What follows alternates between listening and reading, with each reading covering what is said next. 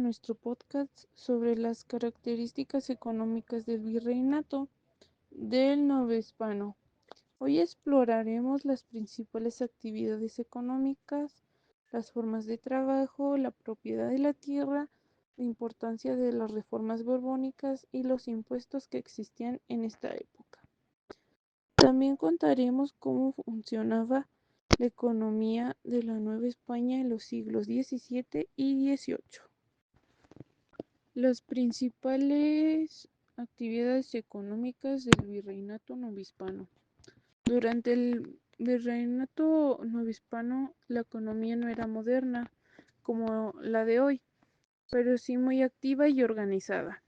Las actividades principales giraban en torno aprovechaban los recursos naturales y el trabajo de muchas personas, sobre todo los indígenas, para mantener el poder y riqueza del Imperio Español.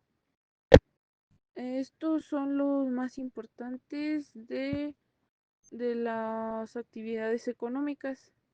En primer lugar está la minería. La minería fue el motor económico de la Nueva España. La plata era el gran tesoro y se extraía de las minas enormes en lugares como Zacatecas, Guanajuato y Taxco. Miles de trabajadores, muchos en condiciones muy duras, sacaban toneladas de mineral, es decir, la plata, que luego se envía a España. Gracias a esta planta, el Imperio Español pudo financiar guerras, construir palacios y mantener su poder en Europa. México se contribuyó en una de las principales regiones mineras del mundo.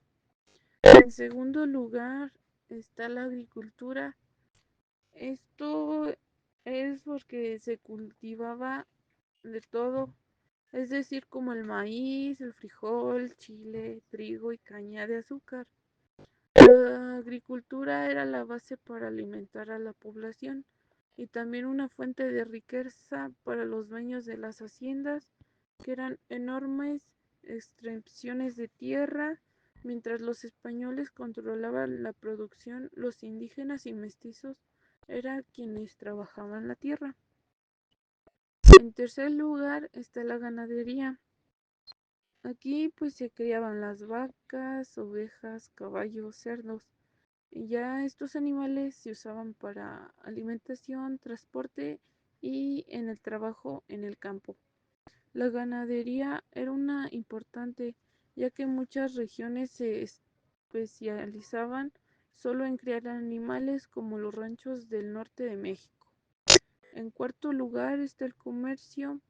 Había comercio interno entre pueblos y ciudades de la Nueva España y también comercios internacionales. Uno de los más famosos era el galeón de Manila, que unía México con Filipinas. A través de este barco llegaba productos de Asia como seda, especies, porcelana, y se enviaban metales preciosos y productos novohispanos. En 5 está el taller y obrajes. Las, los obrajes eran centros donde se hacían productos como textiles, herramientas o cerámica. No era industria moderna, pero estos talleres eran importantes para abastecer la población. Muchos trabajadores vivían dentro de los obrajes y trabajaban largas jornadas, así siempre en condiciones muy difíciles. Estas 5 actividades, como la minería, agricultura y ganadería y comercio y manufactura, formaron la base de la economía nueva hispana, pero para recordar, todo estaba pensado para enriquecer la corona española, mientras que la mayoría de la población vivía con muchas limitaciones en esta economía novohispana. Ahora analicemos las formas de trabajo. En la Nueva España existieron varias modalidades. En la encomienda, el sistema fue otorgada a los colonos indígenas para trabajar en sus tierras. El repartimiento era otro sistema que obligaba a los indígenas a trabajar temporalmente para los españoles. Finalmente, el peonaje era una forma de trabajo donde los campesinos se endeudaban y trabajaban para pagar sus deudas. Pasemos ahora a las formas de propiedad de la tierra. En la comunal, las tierras eran compartidas por comunidades indígenas. En la privada, era- eran la propiedad de españoles que establecían haciendas o ranchos. En la hacienda y rancho, las haciendas eran tan grandes extensiones dedicadas a cultivos o ganadería, mientras que los ranchos eran más pequeños. Las reformas borbónicas fueron un conjunto de medidas implementadas por la corona española, principalmente durante el reinado de Carlos III, con el objetivo de modernizar el imperio y fortalecer su control sobre las colonias en América. Estas reformas se llevaron a cabo en los ámbitos políticos, económicos, administrativos, militares y eclesiásticos, buscando revitalizar la economía, aumentar el aporte de las colonias al imperio y establecer una burocracia más eficiente y leal. En detalle, las reformas borbónicas incluyeron administración. Se concentró el poder en la corona creando nuevos virreinatos, como el de la Nueva Granada y el del Río de la Plata, y sustituyendo los antiguos corregimientos por intendencias. Economía. Se impulsó la agricultura y la minería. Se eliminó el monopolio comercial de la metrópoli sobre las colonias y se reestructuró el sistema tributario para aumentar la recaudación. Eclesiástica. Se expulsó la Compañía de Jesús, los jesuitas, de los dominios españoles y se buscó reducir el poder e influencia de la Iglesia. Militar. Se reemplazaron las milicias locales por ejércitos profesionales, se reforzó la presencia militar en las colonias y se buscó garantizar la defensa del imperio. Realmente mencionemos algunos impuestos importantes en Nueva España. En la Nueva España el sistema tributario era complejo y se basaba en diferentes tipos de impuestos y exacciones, principalmente sobre la población indígena, la minería, el comercio y la producción agrícola. Los principales impuestos eran tributo indígena. Los indígenas estaban obligados a pagar un tributo a la corona en forma de bienes, trabajo o servicios, dependiendo de la región y la época. Este tributo era una de las principales fuentes de ingresos para la Real Hacienda y se cobraba a través de los encomenderos. Diezmo eclesiástico era una contribución religiosa que gravaba la producción agropecuaria y el lucro legítimamente adquirido destinado al sostenimiento del clero.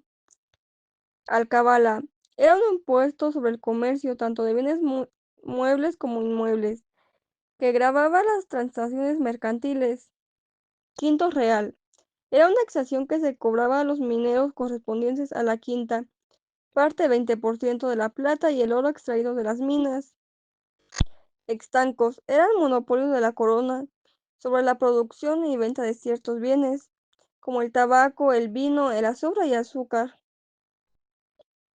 Estos impuestos, junto con otros más pequeños como los derechos de chancillería, la renta de tierras y los impuestos sobre la grana y la vaquilla, eran los que financiaban la administración colonial, la construcción de obras públicas, la defensa de las fronteras y en gran medida el envío de recursos a Nueva España.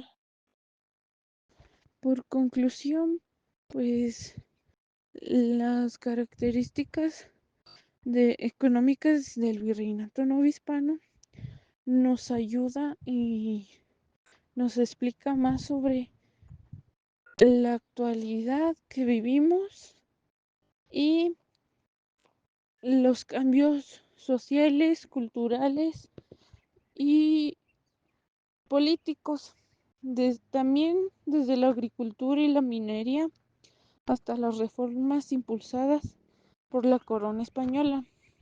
Cada aspecto nos dejó una huella en la historia de México y estas pues nos ayudan a comprender las características para poder valorar cómo se formaron muchas de las estructuras económicas que influyen en la actualidad. Gracias por acompañarnos en este recorrido por el pasado económico del virreinato novohispano.